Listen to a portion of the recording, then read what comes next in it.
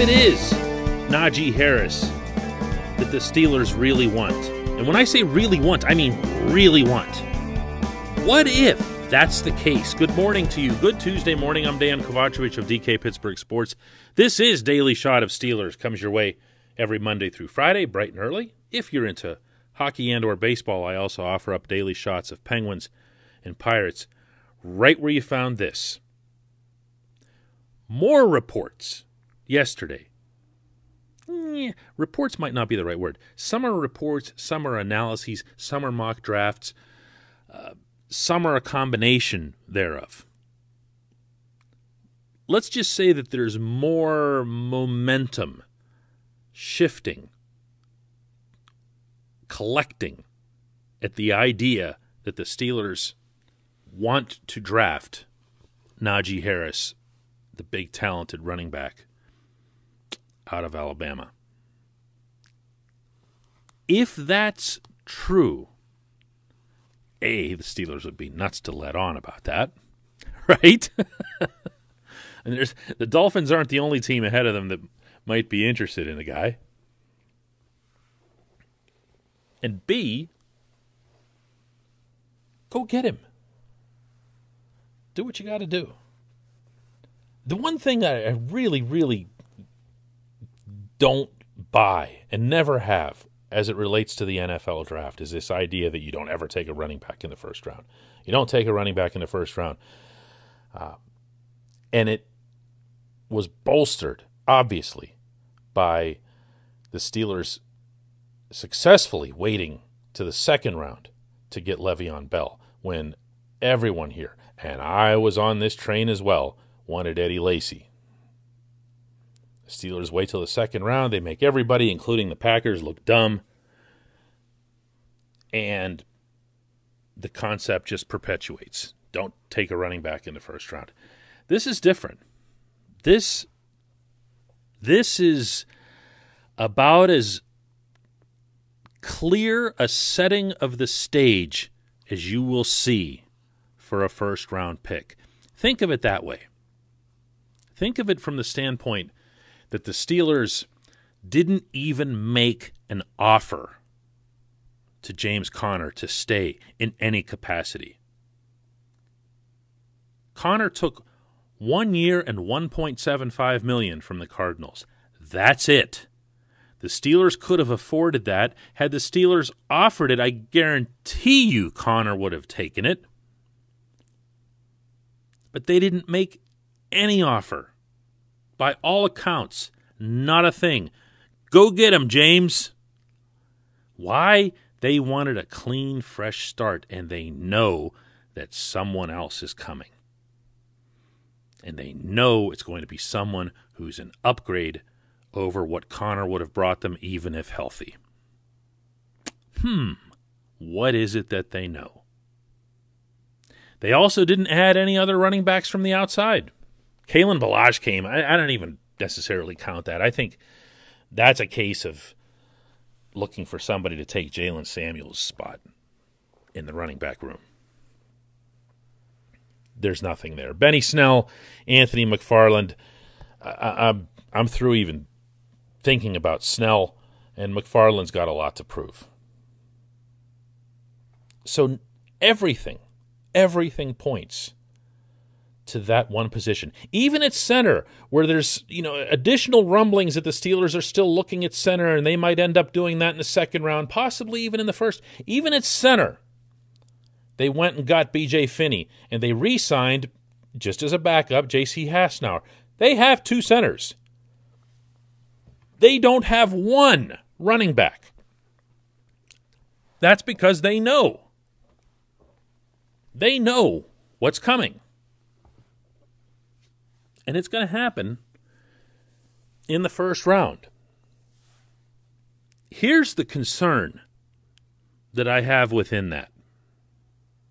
But first, this portion of Daily Shot of Steelers is brought to you by the personal injury law firm of Luxembourg, Garbett, Kelly, and George. That's LGKG. They represent people who've been hurt in car accidents, who need assistance with workers' comp, who filed medical malpractice claims. The attorneys at LGKG have been keeping promises in our region. That's their thing. When they tell you they're going to do something, they do it. They've been doing that in our region for over 80 years. LGKG has offices in Cranberry, Newcastle, Beaver Falls, Butler, and Elwood City. You can learn more about them at lgkg.com or by calling 888-842-5454. The concern that I have within this dynamic is that the Steelers might be okay with drafting a running back in the first round if it's player X.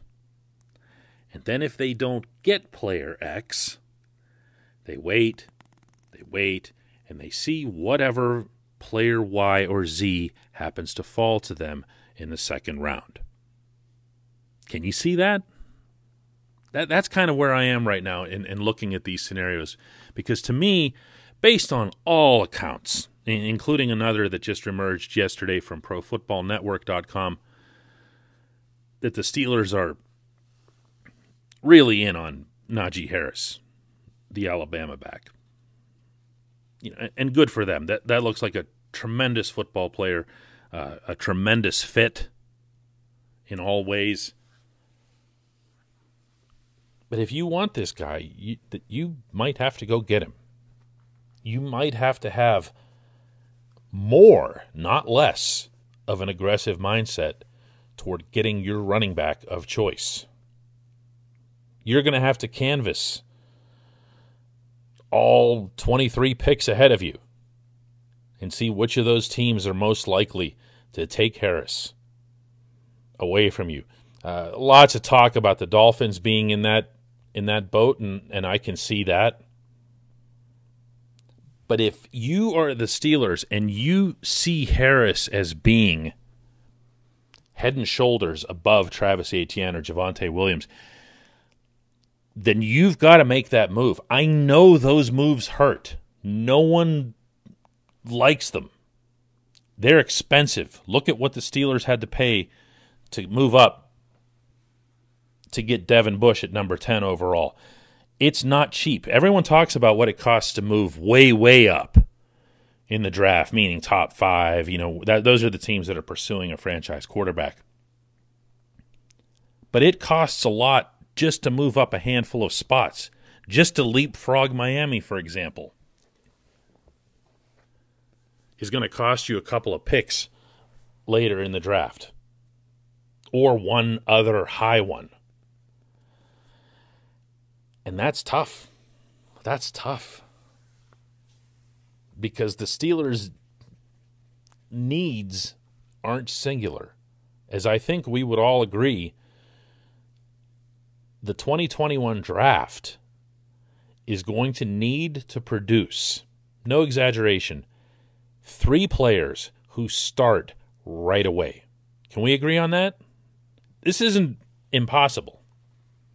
I mean, even guys who weren't great have done that. I think back to the class of Javon Hargrave, Sean Davis, and Artie Burns, not in that order, obviously. All 3 of them started, boom, just like that.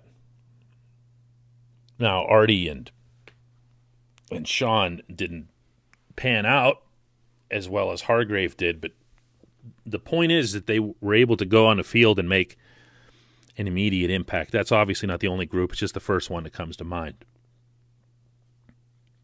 You're going to need that from this class. 2021 can't in any way, shape, or form be ignored with Ben Roethlisberger at quarterback, possibly his last season. But you got to get this player. You got to get this player that you want.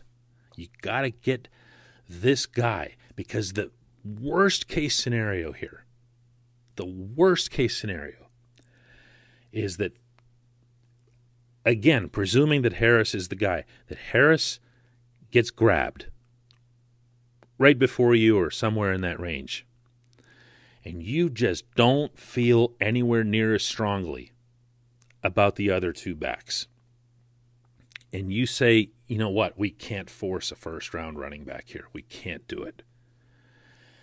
And then you take one of these offensive tackles, and even if you really, really like this tackle, you end up giving yourself a player that you really, candidly, can't use much in 2021. He's not. Whoever this is not going to walk in there and beat out Zach Banner or Chuks Okorafor. Not after the camp those guys had last year. Never mind Chuks actually starting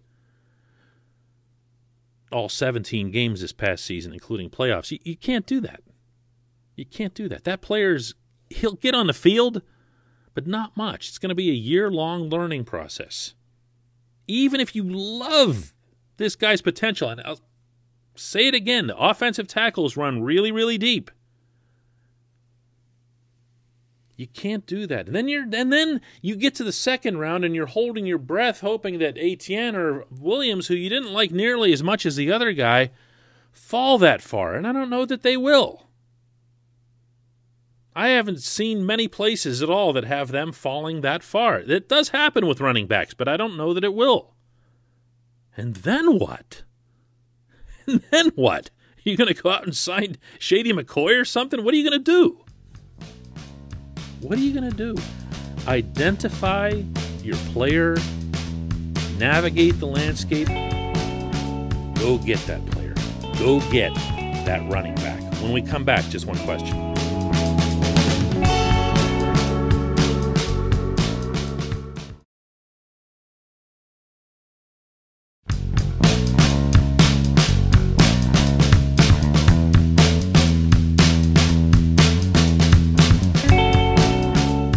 Welcome back. Time for just one question. This one comes from TWM, who asks, with this apparently being Ben's final year, do the Steelers modify their draft approach to focus on guys who can contribute this year, or do they focus on what's best for the team longer term?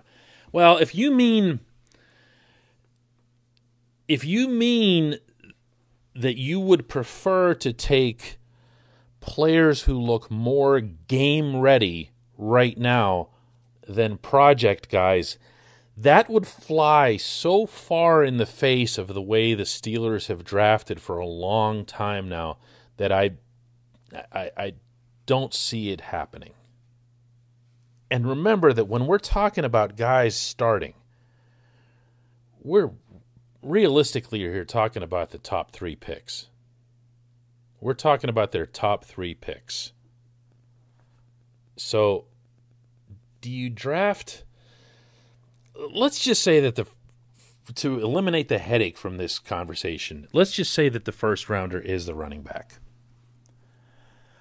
I don't think you're going to see them look to the second round and say, man, we got to have somebody here who can come in and help Ben right away. I really think you're just going to see best available talent, and that's probably going to be an offensive tackle. It might be a center, but the center class in this draft is not great. The possibilities to convert one of these offensive tackles to center is less than great. So you're talking about bringing in somebody who would be basically depth, would be an insurance policy. Now, if this was 2020 and Zach Banner goes down the way he did in East Rutherford in the very first game, you're really glad you have that option. But that wouldn't be done from the standpoint of let's do this or do that for Ben. You have to have it in your head what's needed and the fact that you have him.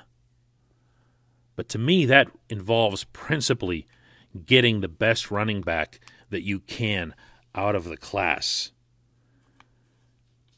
I do feel that the Steelers' needs on offense are going to trump whatever there is on the other side of the football. And that's one of the things that at least bringing back Vince Williams and bringing back Tyson Alualu can kind of settle everyone's nerves on, oh no, the defense is this and defense is that.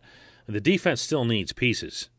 The defense still needs reinforcement. I wouldn't mind seeing some younger blood on the defensive line, even if it takes a year or two to get them up to speed. You got to start bringing some of these people in. But in this case, the need to help Ben and the need to add to the offense, they just dovetail. They're just in perfect harmony. So I do think it wouldn't be surprising in the slightest to see the first 3 picks that the Steelers make all be on the offensive side of the ball. In fact, there's a part of me that'll be a little bit disappointed if that isn't the case, because we never even talk about tight end. But, look at that position as well. Good question. Thanks, man. I appreciate that. And thanks to everybody for listening to Daily Shot of Steelers. We'll do another one of these tomorrow.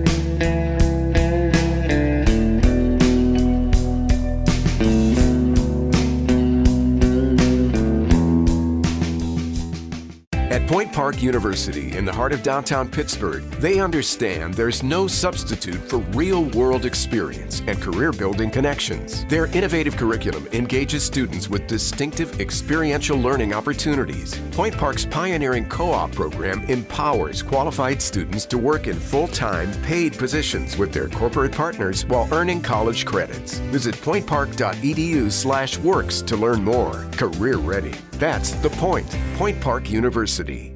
Your front door, your car, your gym locker, your gun. Safety is a habit. Learn more about how to keep guns safe and secure. Visit projectchildsafe.org.